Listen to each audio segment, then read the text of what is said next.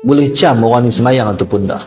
Sekalipun Allahumma salli ala sayyidina Muhammad, dia kenakan make up di muka dia, tapi tak boleh sembunyi kata dia tak semayang, sebab nur tak ada. Ini musibah yang Allah timpakan pada orang tak semayang. Yang kedua, orang tak semayang ni rezekinya tak berkat. Dia kerjalah siang, malam, pagi, petang, tak tahu mana pun dapat-dapatannya. Kalaupun dapat banyak sekalipun, tak berasa duit tu hilang pergi mana, tak tahu. Itu mana tak berkat. Beza orang yang semayang, walaupun pendapatannya sikit, dia rasa keberkatan. Dia sedang diguna ke mana, dan berasa puas. Itu mana rezeki kalau berkat. Juga rezeki ni kalau berkat dia tak habis. Allahumma salli ala sayyidina Muhammad. Rezeki tak habis. Yang pertama, pendapatan tak banyak, tetapi tak kering.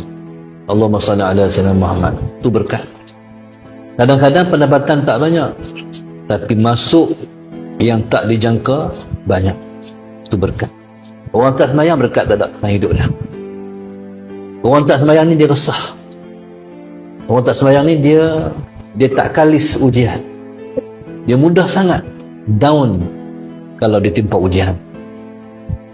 Dan orang tak semayang ni yang paling teruk sekali nak mati esok tak boleh nak mengucap 2 kalimah syahadah.